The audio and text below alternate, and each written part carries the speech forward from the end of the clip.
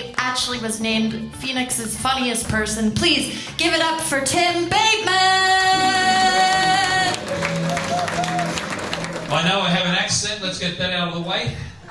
I'm from Vietnam. Now, Sydney, Australia.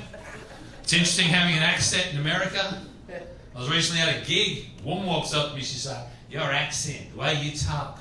She said, "You remind me of someone really famous." I don't know, lady. Russell Crowe. Mel Gibson. She goes, "No." "Oh, the gecko."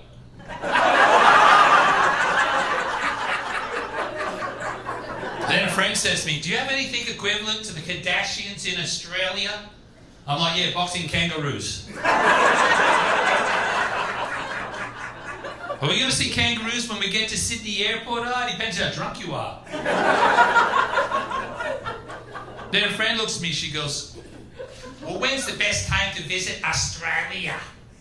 Like that, Australia. I said, "April."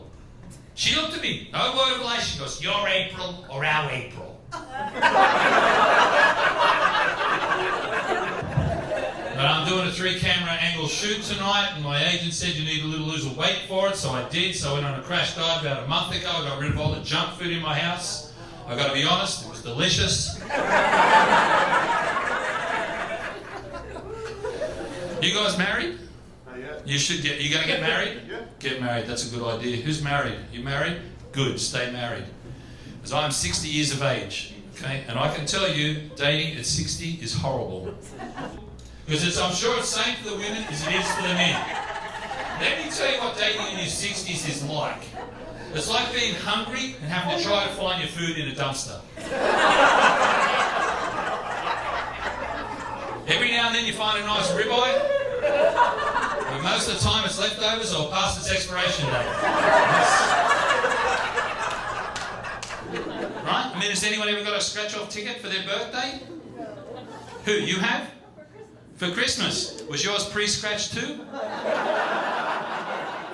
I like golf and I like gambling. My friend Craig said to me the other week, said, "Tim, I think you got a gambling problem." I'm like, "Oh, I bet you 5 to 1 I don't." In 1995, I actually became an American citizen. Yeah, thank you. Yeah.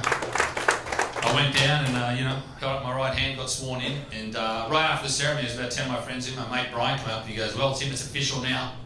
You feel more like an American now?" I go, "Yes, I do, because I'm dead up to here." Upside down in my house, hate my homeowners association, have a child out of wedlock, and I'm bitterly divorced. Yeah. Living the dream.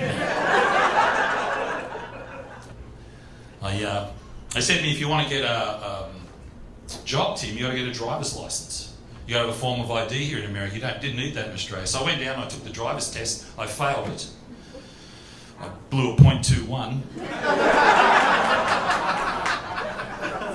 Yeah, the guy giving the test didn't laugh. He's like, "Hey man, you can't take this test drunk." I'm like, "Listen, you idiots, relax. If I can pass this test drunk, imagine how good I'm going to drive sober." I went to Alaska, and I was the only person on the list. So the lady's like, "Well, I've got to check the list." "Okay, Tim Bateman, Phoenix, Arizona." I'm like, "Yeah." She says to me, "Does it get hot there?" "In Phoenix, lady?" "Oh, no, it never gets hot." No, what are you talking about? It's only named after a bird that burnt to the ashes and rose again. The state flag is a replica of the sun, burning people to death.